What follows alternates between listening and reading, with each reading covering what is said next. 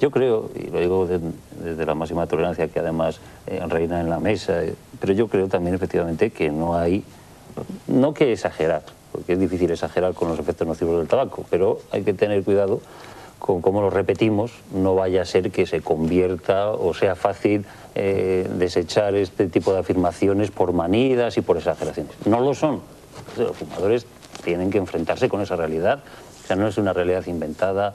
La OMS ni nadie en el mundo ha abierto una guerra contra el tabaco porque sí, sino simplemente porque hay unas cifras epidemiológicas que nadie puede obviar y que están ahí. En España todos los años hay 45.000 personas que fallecen antes de tiempo a causa del tabaco directamente. Y eso es así.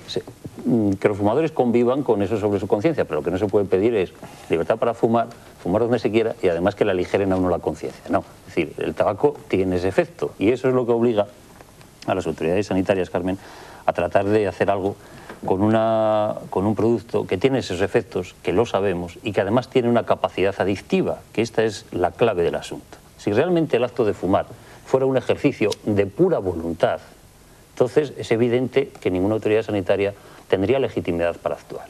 Pero si el tabaco tiene una sustancia que crea adicción, una adicción física que le lleva a uno a fumar un pitillo y después otro, porque si no se siente uno inseguro, como dice Santiago, es que con el cigarrillo en la mano me siento más seguro. Claro, porque si le pega el bajón de nicotina se va a encontrar muy mal y entonces está mucho más seguro teniendo el tabaco. Y eso además ocurre, perdón un segundo, en el seno de una población en la que la edad media de iniciación en el tabaco son los 13 años, que no parece que sea una edad en la que exprese uno gran capacidad de discernir entre lo bueno y lo malo, y con esa decisión impetuosa de la adolescencia uno queda enganchado físicamente por el resto de su tiempo, eso es lo que legitima con la máxima tranquilidad y con el máximo equilibrio la acción de la autoridad sanitaria, sin que ello deba de ninguna de las maneras ni proscribir al fumador, aquí el enemigo es el tabaco exclusivamente, no el fumador, ni que esto tenga que generar divisiones entre españoles. Yo soy absolutamente partidario de que en España este problema se gestione al estilo español y a lo mejor hay algunos aspectos de cómo se enfoca este problema en Estados Unidos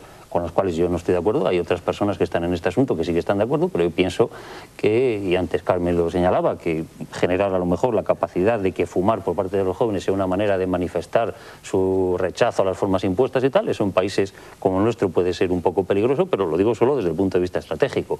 En cuanto a la lucha, estoy absolutamente convencido de que hay que hacerla, porque si no el porcentaje de fumadores sería muchísimo mayor, con otro factor añadido, y es que muchos de los efectos nocivos para la salud del tabaco no son evidentes, porque los ciudadanos de lo evidente, es decir, de que manejar con alcohol no es bueno, o que no llevar el cinturón tal, o no llevar el casco en la moto, pues vemos, todos los jóvenes van con casco en la moto prácticamente en este momento en España, porque son evidentes los riesgos. Muchos de los riesgos del tabaco son silentes, no son evidentes, y por lo tanto se necesita una actuación administrativa, porque sería impensable un país con un 85% de fumadores que se han iniciado a los 13 años, que no cesan en ningún momento, que fuman durante los embarazos, etcétera, etcétera. Pero parece ser que España es el segundo país del mundo, junto a China, en el que más se fuma. No, bueno, yo creo que el segundo del mundo, no, de los países más que en Europa sí, pero hay otra más de Europa sí. Sí, hay otra cuestión, perdón, porque si no acumulamos tópicos que no son ciertos ya. En España los médicos fuman menos que la población en general.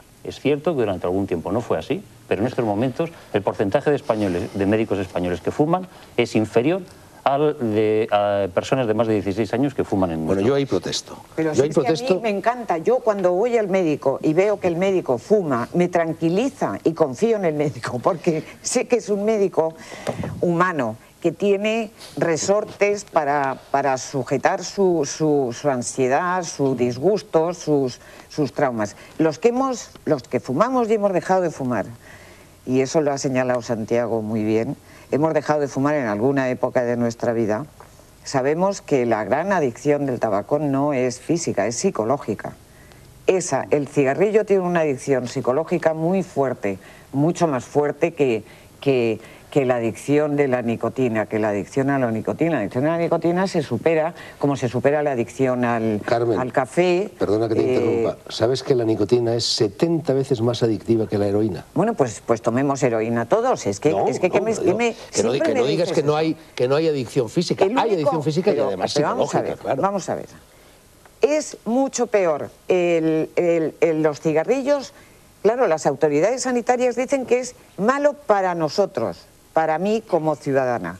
pero yo no hago mal a nadie hasta que se han inventado lo del fumador pasivo. En cambio, el alcoholismo es un problema muchísimo más grave que los niños empiecen a beber alcohol a los 12 años, a los 11 años, es muchísimo más grave. Y sin embargo yo no veo en las botellas de vino ni las botellas de whisky, y además tampoco lo quiero ver, pero pues, no lo veo, pero es que no lo quiero ver aquí pues tampoco.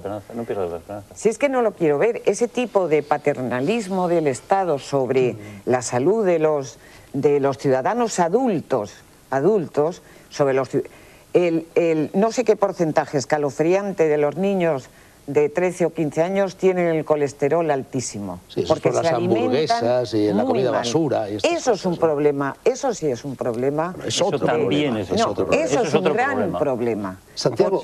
Porque eso cubre otra cosa, que es que aquí se come muy mal y se come como nos mandan comer los anuncios en la tele de alimentos industriales. Y eso sí. Santiago, vamos a jugar un poco a la historia ficción. Vamos a suponer que cuando tú eras todavía secretario general del Partido Comunista, llegan las primeras elecciones democráticas, el Partido Comunista las gana y tú te conviertes en jefe del gobierno. ¿Qué habrías hecho en lo relativo a este problema? El supuesto es tan fantástico, el supuesto es tan fantástico que me cuesta trabajo situarme ante tu pregunta, ¿no? Yo hubiera tenido en cuenta las opiniones de los médicos, sin duda, siempre con reservas y siempre pensando de todas maneras que el hombre y la mujer somos gente débil, imperfecta, que tenemos diversas adicciones, algunas políticas, ¿no? Y que peor son ciertas adicciones, incluso políticas, que la adicción al tabaco. ¿No? Yo pienso verdaderamente eso. Y tengo también en cuenta la experiencia de la dieta mediterránea. Vosotros acordáis que durante muchos años la dieta mediterránea fue algo proscrito. Y ahora resulta que los médicos que antes decían que eso era muy malo, dicen que es muy bueno. Y como los médicos pueden equivocarse, porque yo no les concedo la facultad de ser inmunes, de ser infalibles, las compañías de seguro seguramente no. Como no les concedo eso, pienso que cualquier día va a salir un médico original que nos diga pues que el tabaco al fin y al cabo no es tan malo. Bueno, yo antes de pasarle la palabra al otro, Santiago, querría salir un poco al paso de lo que tú has dicho respecto a los médicos españoles. Aparte del recorte que os he enseñado antes, yo tengo aquí otras cifras que dicen que en España el 55% de las enfermeras fuman y el 30% de los médicos fuman. A mí, que me pasa lo contrario de lo que le pasa a Carmen, si yo llego al médico y veo que fuma, doy media vuelta, le saludo cortésmente y me marcho. Pero yo, que he ido al médico en casi todos los países de la Tierra, porque he vivido en muchos países, con mi médico. Yo nunca, Santiago, nunca he visto más que en España que un médico te reciba a puerta gallola cuando entras fumando. No, eso no lo hace. Normalmente fuman muchos, pero fuman lejos. Eso no lo hace. Yo la última vez que he ido al neumólogo, y no voy a decir por supuesto su nombre porque chivato nunca he sido, me recibió con un cenicero lleno de colillas. Un neumólogo. De los pacientes serían. Bueno, tú eres muy bien pensado. Serían de los pacientes. No suelen alardear de fumar. Y además, pero una cosa es fumar. Hay médicos que fuman un poquito. Es decir, que fuman cuando acaba la consulta, que llegan a su casa y cuando después de cenar se fuman un cigarrillo, o cuando salen, o cuando después de operar, pues una operación muy complicada, los cirujanos a lo mejor se fuman un cigarrillo. Yo sé que eso no quiere decir que, ¿por qué no? No, sí. Bueno, lo de los puros es otra historia, porque hasta hace muy poco tiempo se decía que fumar puros era más inofensivo, o por lo menos no tan ofensivo, y ahora se acaba de descubrir, tengo también un recorte por encima de la mesa, que dicen que es mucho más peligroso todavía fumar puros, es decir, aumenta el 30% fumar puros respecto a los cigarrillos normales. Yo no sé si es verdad o mentira, me he limitado a leerlo en la prensa. Bueno, ibas a hablar tú, me parece.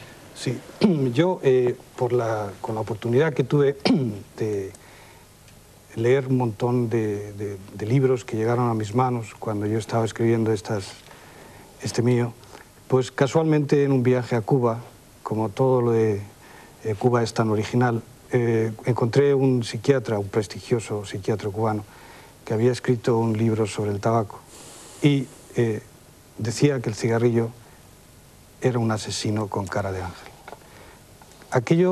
Aquel analogía me hizo tener una profunda reflexión sobre las dos vertientes que yo creo que en este debate ya están empezando a dar la cara, ¿no? Por las dos partes. Una, por decirlo así, los efectos que tiene en el cerebro humano la nicotina. La nicotina es, una vez que das una calada, en 9 segundos entra en el cerebro y actúa estimulando toda una serie de, por decirlo así, de posibilidades. En otras palabras, la nicotina entra en las emociones, en los sentimientos, en las pasiones. Es decir, entra en el alma. Cuando usted decía que no puede escribir, no puede hablar en un momento determinado. Hablar, sí. Decía que se le quitaba la timidez cuando su compañero era un cigarrillo, es decir, que... No tanto como... No es eso. Mire usted, hay que tener en cuenta que muchas de mis conversaciones a lo largo de la vida han sido conversaciones bastante difíciles. Lo creo. Por ejemplo, en el periodo de la transición, cuando yo veo por primera vez a Suárez, cuando yo me encuentro por primera vez con los que han hecho la guerra frente a mí.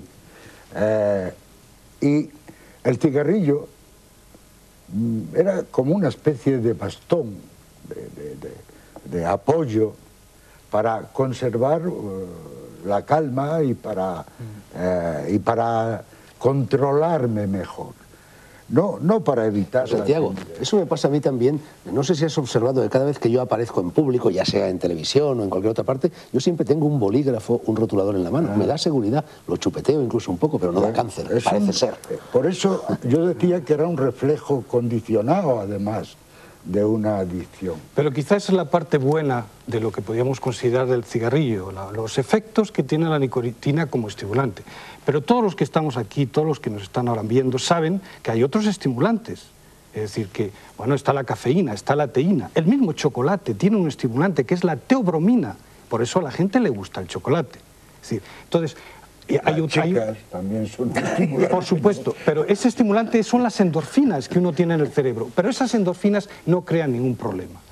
Quiero decir con esto que yo a lo largo de muchos años que he intentado a los fumadores ayudarles a dejar de fumar, y lo he conseguido en muchas ocasiones, he oído versiones verdaderamente increíbles, es decir, de personas que decían que la vida no tenía sabor si no tenían un cigarrillo que les acompañara. Entonces, esa es la parte, por decirlo así, como decía este psiquiatra cubano, la parte angelical, la parte buena, la parte que creemos que nos ayuda. Es decir, y esa es la parte que nos venden, la parte que en cierto modo, especialmente en los niños y adolescentes, quieren transportar con las imágenes. Pero luego existe la parte que nosotros los médicos, mi compañero y yo también vemos, son todos aquellos que padecen enfermedades provocadas por el tabaco. Es decir, de hecho, como últimamente se está diciendo, de los 50 a los 65 años hay un 33% de personas que fallecen por efectos colaterales del tabaco. Es decir, el tema es serio. Has dicho colaterales. El tema es serio. Parece ser que mueren 6 personas por día. Cinco. Simplemente por el tabaco. Bueno, eso dicen, Carmen. Claro, Bueno, a mí me gustaría... dicen, pero yo no me lo creo, yo no quiero que eso se diga así, porque no es cierto. Bueno, porque eso es asustar a la gente. No podemos negar la evidencia, Carmen. Cuando un científico... Perdón, un momento, está muy animado ahora. Os tengo que interrumpir para la publicidad. Seguimos después. Únicamente antes de que entre la publicidad, a mí me gustaría añadir a cuento de lo que has dicho sobre el chocolate y a propósito de otro lado del problema, que es la marrullería de las empresas tabaqueras, que se han descubierto 600 sustancias añadidas por las compañías tabaqueras al tabaco, chocolate, amoníaco, vinagre, azúcar, café, licores, 600, de las cuales muchas son sustancias adictivas, precisamente para fomentar todavía más la adicción. Por ejemplo, el chocolate dilata las vías respiratorias, con lo cual la absorción del tabaco es mucho más fuerte y entonces se intensifica la adicción. Pero perdonadme, un alto en la discusión, la publicidad sin tabaco. Volvemos y seguimos dentro de unos minutos.